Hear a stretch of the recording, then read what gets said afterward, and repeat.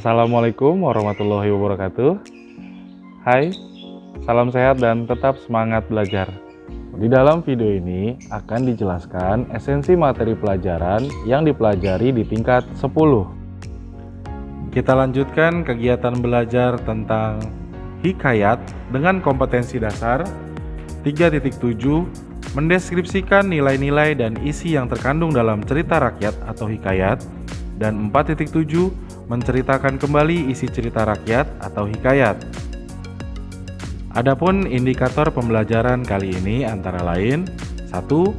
Mengidentifikasi isi pokok hikayat dengan bahasa sendiri. 2. Mengidentifikasi karakteristik hikayat. 3. Mengidentifikasi nilai-nilai yang terdapat dalam hikayat. Dan 4. Menceritakan kembali isi hikayat. Sehingga tujuan pembelajaran yang diharapkan dapat tercapai dari proses belajar kali ini antara lain: 1. Peserta didik mampu mengidentifikasi isi pokok hikayat dengan bahasa sendiri. 2. Peserta didik mampu mengidentifikasi karakteristik hikayat. 3. Peserta didik mampu mengidentifikasi nilai-nilai yang terdapat dalam hikayat. Dan 4. Peserta didik mampu menceritakan kembali isi hikayat. Sebagai sebuah awalan, kita harus mengetahui apakah yang dimaksud hikayat. Hikayat adalah salah satu jenis cerita rakyat yang disajikan dengan menggunakan bahasa Melayu klasik. Dalam KBBI dijelaskan bahwa hikayat adalah karya sastra lama Melayu berbentuk prosa yang berisi cerita, undang-undang, dan silsilah bersifat rekaan, keagamaan, historis, biografis, atau gabungan sifat-sifat itu. Dibaca untuk pelipur lara, pembangkit semangat juang, atau sekadar untuk meramaikan pesta. Esensi materi bagian 1. Mengidentifikasi isi pokok cerita hikayat. Hikayat termasuk cerita rakyat yang perlu dilestarikan. Cerita rakyat merupakan titipan budaya dari nenek moyang kepada generasi penerus bangsa. Cerita rakyat penting dilestarikan dan dikembangkan. Setidaknya ada 3 fungsi cerita rakyat yang mengharuskan kita tetap melestarikannya, yaitu: 1. Sebagai sarana hiburan. 2. Sebagai sarana pendidikan, karena di dalamnya terkandung banyak nilai yang dapat diteladani dalam kehidupan. Dan 3. Sebagai sarana menunjukkan dan melestarikan budaya bangsa, karena dari cerita rakyat dapat dikokohkan nilai sosial dan budaya suatu bangsa. Untuk memahami isi pokok hikayat, dapat dilakukan dengan menyusun pertanyaan-pertanyaan. Misalnya, 1. Siapakah tokohnya? 2. Bagaimana keadaan tokohnya? 3. Apa yang dilakukan oleh tokohnya? Dan 4. Apa amanat yang dapat dipetik dari cerita rakyat tersebut? Esensi materi bagian 2. Mengidentifikasi karakteristik hikayat. Hikayat merupakan sebuah teks narasi yang berbeda dengan narasi lainnya. Karakteristik hikayat antara lain: yang pertama, terdapat kemustahilan. Yang kedua, kesaktian tokoh-tokohnya.